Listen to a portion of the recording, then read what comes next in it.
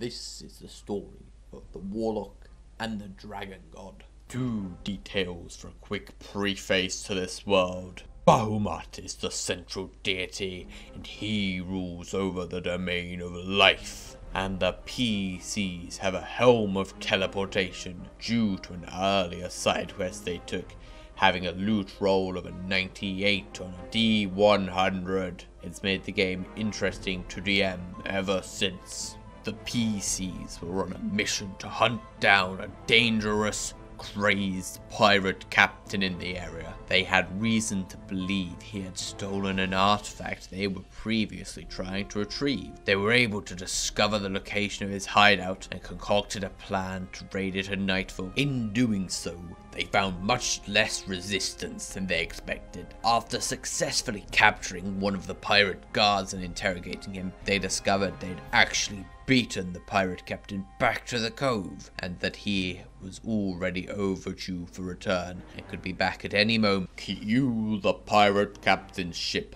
sailing into the cove. Unfortunately for the PCs, part of their original raid plan called for setting some of the shacks ablaze as a distraction. As the pirate captain sailed into his cove port, he and the rest of his crew were immediately alerted to something afoot by a raging fire tearing through their makeshift hideout. Surprising him at this point was going to be very difficult, but the PCs didn't even try at this point and engaged him head on. One of the PCs, a wizard who was new to the party, made an awful decision. He decided to run to the front lines and cast a thunder wave on a large group of the pirates. Not that he knew it at the time, but the pirates were actually already weakened from a previous scuffle they had had earlier, and this would have taken out nearly half of the crew if they hadn't all made their saving throw and survived. As a result of their saves, they were all in prime space to strike the wizard down and then deliver the killing blow.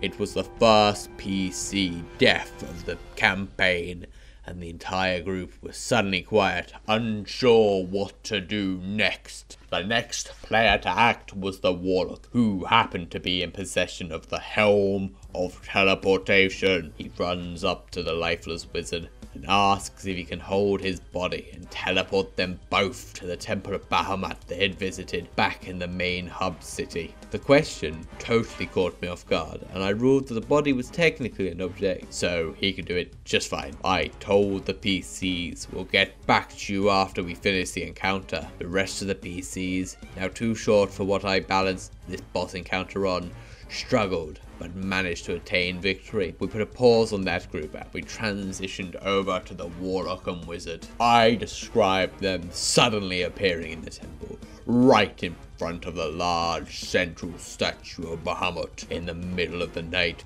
corpse still oozing warm blood all over the cold granite temple floor, seeping into the cracks and circling the statue's base. The Warlock is getting doused in it as he holds the wizard's body, screaming for help. The only two monks in earshot this late run over and are unhelpful at best, saying they can do nothing. The man is dead. The Warlock throws the entire contents of his purse to the floor, begging them to do anything. The monks run off to find the head honcho of the temple. But while they are gone, the two PCs are alone in front of the statue in dead silence. I decide, without telling the players, that I will roll my own best of 5 death saving throws to see what happens. As I begin to roll, the players are dead silent, wide-eyed. Why is he rolling? The first 2 D20s are under 10. Fails. One more. Death is permanent. Then a success. Then another success. It all comes down to this roll. The dice clatters along the table. A 12. A success. I describe an ethereal voice echoing through their minds. It is not your time, the voice says. You have much left to do. The Warlock looks up and could swear the statue is looking directly at him when suddenly his attention is directed back downwards at the coughing, wheezing wizard. The head honcho returns with the other two monks and scolds them for not aiding this obviously alive but severely wounded wizard, and begins the healing himself. The session ends right there and all the players let out a sigh of relief. A few days later, outside of the game, the Warlock player approaches me over Messenger and asks how multi-classing works. I go over it with her and she asks if she could multi-class into monk, like the others in the temple. I tell her she does not meet the requirements, nor paladin, but she does meet the requirements for cleric, and that it would make sense, lore-wise. She looks into cleric class a little bit and gets back to me saying she definitely wants to multi-class cleric, domain of life, dedicated to Bahamut. I'm in love with the idea. I think it's some of the best character development I've ever seen in a D&D game. So the next game session, we finally get round to having. The group all meets up back, and the Warlock character eventually has a talk with the temple head honcho about how he could dedicate himself to the Lord Bahamut, trying to roleplay the transition to cleric in the game. I love it as a DM. They talk for a bit, and eventually the head honcho reaches into his desk and hands the Warlock one of the coins he emptied onto the floor. It's a platinum coin stained with the blood of the wizard. The head honcho says, "I feel like Bahamut wishes you to keep this one." And with a boom, the coin lands in the hand of the Warlock. I reward the Warlock with a few hundred XP, so he could reach the next level, and right there on the spot he becomes Warlock 4, Cleric 1.